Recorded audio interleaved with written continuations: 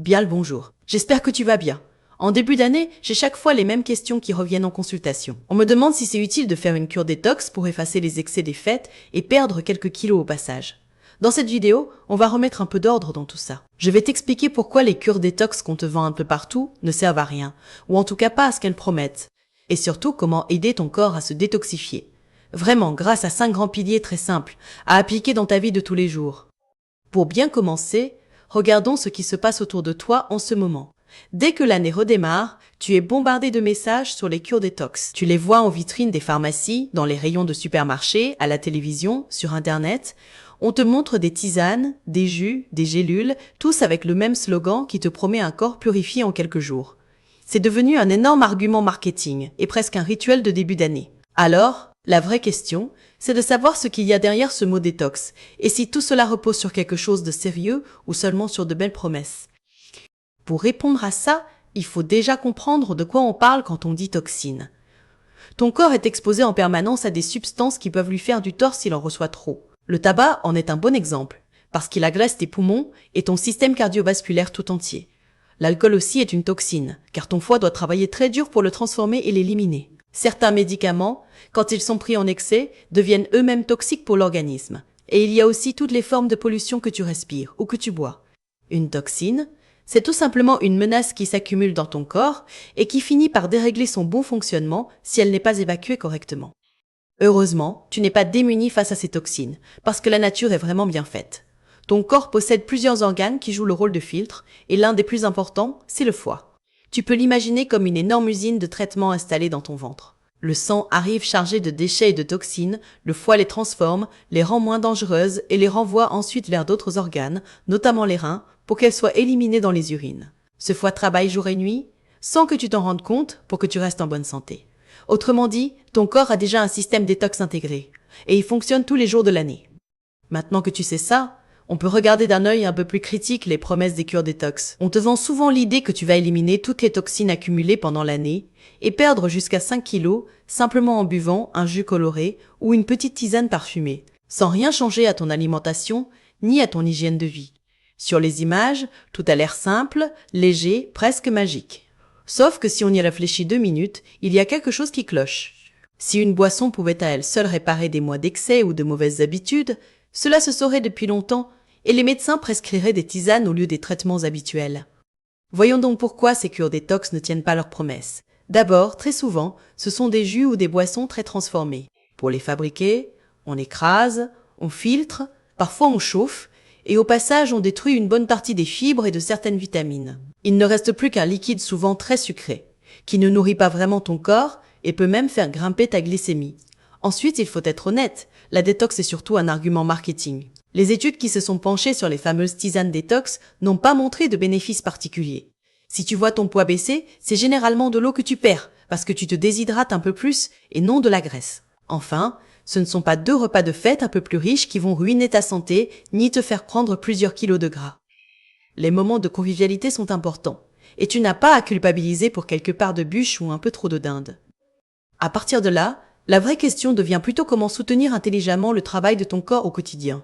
Au lieu de faire une cure très stricte pendant 15 jours puis de tout oublier, il est beaucoup plus intéressant d'adopter de petites habitudes détox tous les jours. Le meilleur moyen de se détoxifier, c'est d'abord d'éviter de trop s'intoxiquer. Cela passe par le fait de limiter les aliments ultra-industriels, très raffinés, bourrés d'additifs dont ton corps n'a pas besoin.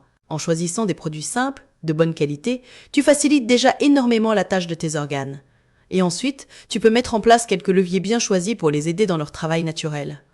Pour t'y retrouver facilement, j'aime bien parler de 5 grands piliers d'une détox efficace. Le premier pilier consiste à soutenir ton estomac, parce que c'est lui qui lance tout le processus de digestion et donc la façon dont ton corps va gérer ce que tu manges. Le deuxième pilier, c'est de prendre soin de ton foie, ce fameux superfiltre dont on vient de parler. Le troisième est de faciliter l'élimination des toxines, en aidant notamment tes reins à faire leur travail. Le quatrième pilier vise à mieux digérer les graisses pour ne pas surcharger ton foie inutilement. Et enfin, le 5e pilier concerne le transit intestinal, parce que tes intestins jouent eux aussi un rôle clé dans l'élimination des déchets. On va les détailler un par un.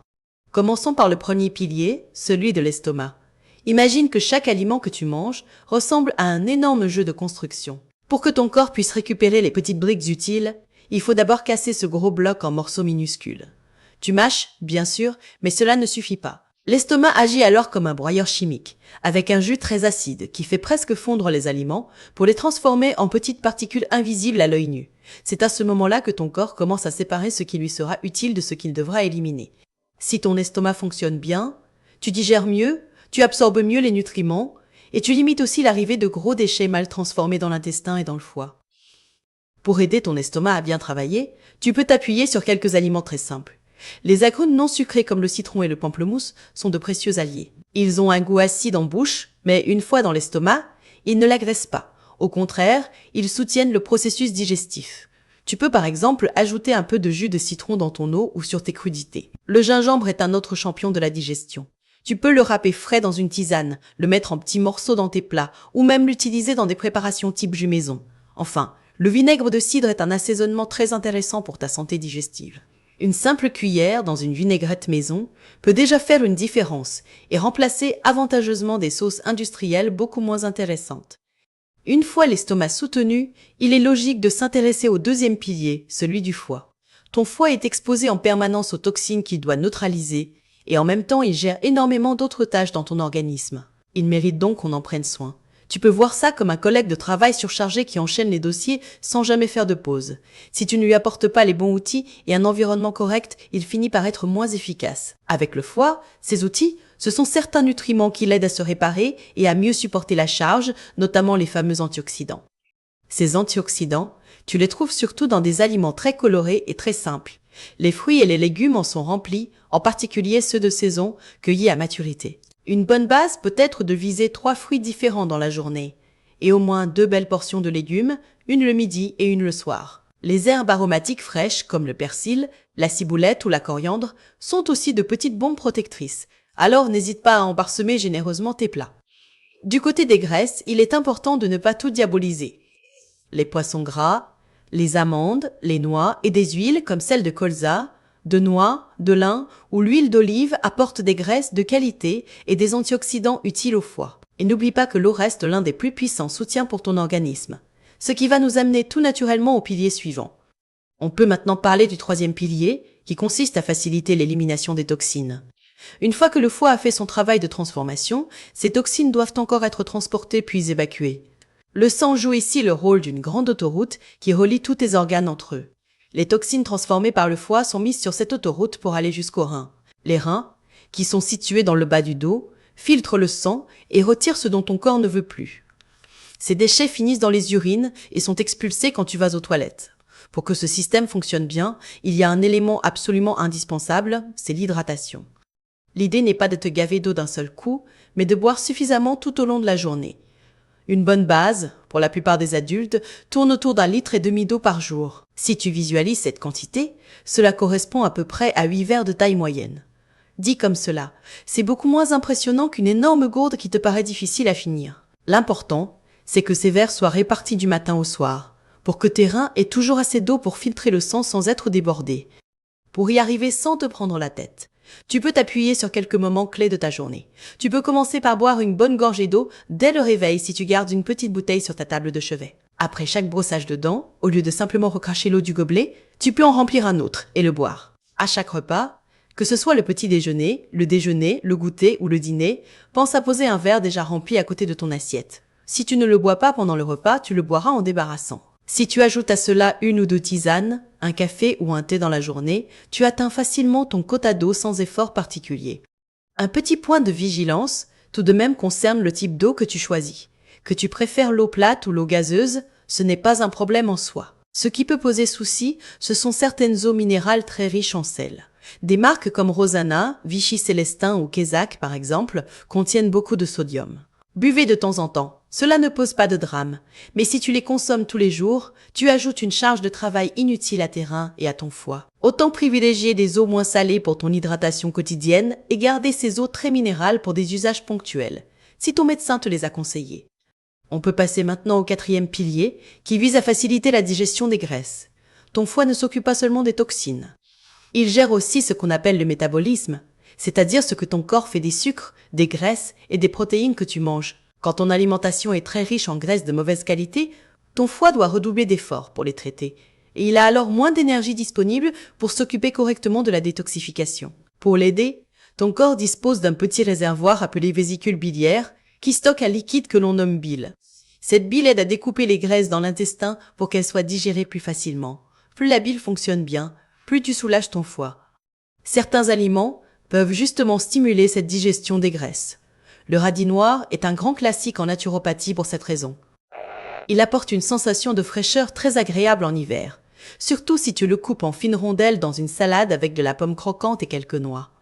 Le curcuma est une épice jaune très utilisée dans les cuisines d'Asie. Il contient une molécule appelée curcumine, qui soutient la digestion des graisses et possède aussi des propriétés anti-inflammatoires intéressantes.